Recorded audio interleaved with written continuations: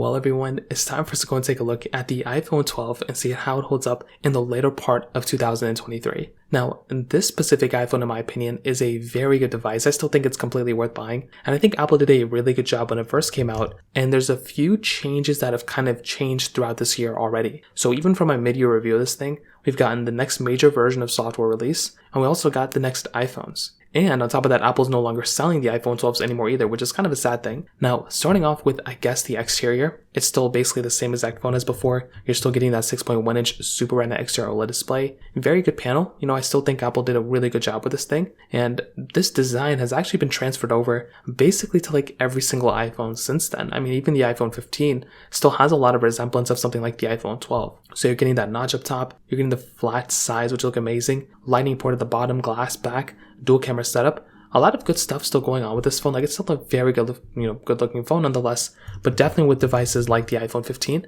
and 15 Pro, they definitely do look a little bit better. But on the outside of the 12, there's not really that much to complain about here. The big change though is probably with iOS 17. So we did end up getting this next version of software, which in and of itself is a very, very interesting thing. Now, personally for me, I think iOS 17 was kind of an interesting version of software. Like, it did bring some things to the table, and a lot of stuff to the table, don't get me wrong, but there is one amazing thing that ended up happening with a specific device. And it's basically with, the feature set within iOS 17. The iPhone 12 was basically the cutoff point for almost all the features within iOS 17. Now, this is a very, very cool thing, because if you're getting an iPhone like the iPhone 12, you can actually see that almost all of your devices, all your supported devices from the iPhone XR to the iPhone 15, not every single one is getting all the features within those versions of software. But luckily for us, the iPhone 12 almost caught all of them. It was almost like the cutoff point this specific year. Last year was the iPhone 11, the year before was basically the iPhone XR, so on and so forth. Next year is probably going to be the iPhone 13. So that's a really good thing going for the iPhone 12. So if you're wanting a device like the iPhone 12, you are basically going to be in pretty decent hands from that perspective too. So that's like another kind of thumbs up for me from like that specific situation. On top of that, with something like the iPhone 12, you have to keep in mind that this specific device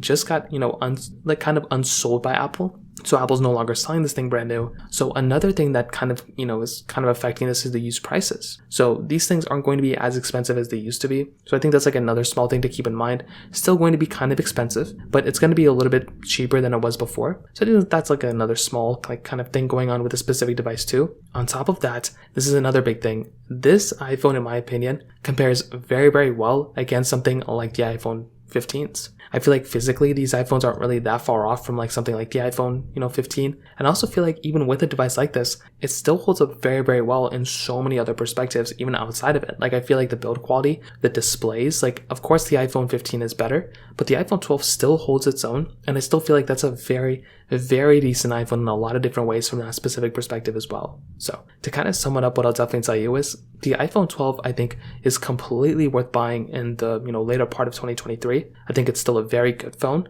I think it still has a lot of capability, and it still has a lot of power going forward. It may not be a perfect iPhone, but I do think it's perfect enough for a lot of people, and I think that's really all that matters. So that pretty much covers it up there. If you have any other thoughts or questions, let me know in the comment section below. Hit the like button, that would mean so much, but definitely hit that subscribe button. More importantly than everything else, I love every single one of you guys. Hopefully I'll catch you guys in the next video. Peace out till then.